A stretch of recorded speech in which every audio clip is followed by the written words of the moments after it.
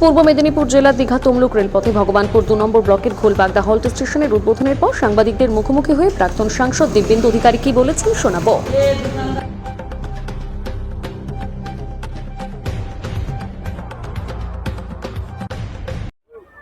না, ইতিমধ্যে প্রাক্তন কেন্দ্রীয় মন্ত্রী, প্রাক্তন সাংসদ তিনি বলেছেন, গোলবাগদার মানুষ শুধু নয়, এ বিস্তীর্ণ এলাকার মানুষ উপকৃত হবে।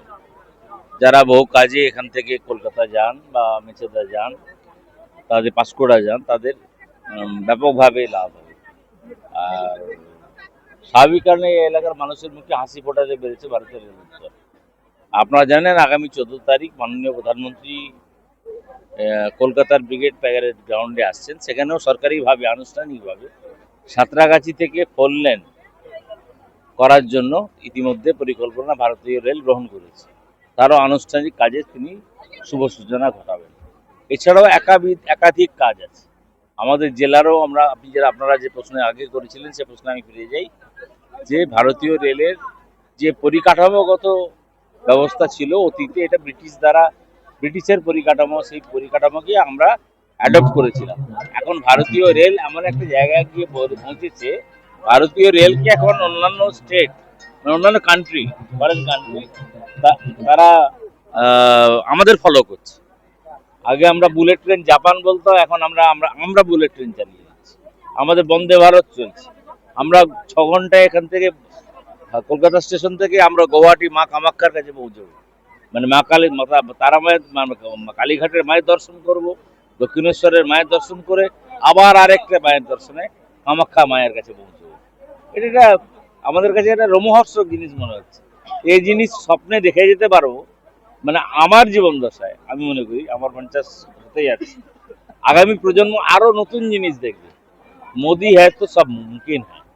আজকের দিনে দাঁড়িয়ে বলবো, আন্তর্জাতিক ক্ষেত্রে তিনি যে ইন্টারন্যাশনাল লিডার, তার প্রমাণ তিনি করেছেন।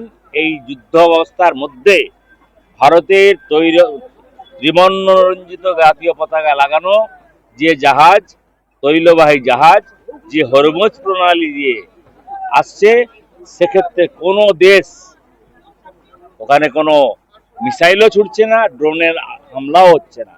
ভারতের এই কয়েকটা দিন আমাদের সংকটের মধ্যে পড়তে হয়েছে। কিছু মানুষ ইতিমধ্যে একটা ইলেকট্রনিক্স মিডিয়ার একাংশ, I am not coating everyone, আমি বলছি একটা পার্টিকুলার 2-3টা মিডিয়া এমন একটা আতঙ্ক তৈরি করে দিয়েছে, এলপিজি সংকট সংকট সংকট। হ্যাঁ, মানুষকেও, সভ্যতার সাথে সাথে আমরা আগে কাঠের উনুনে খেতাম, গুল ছিল, সেই গুলের আঁচ রান্না হতো, আমরা খেতাম।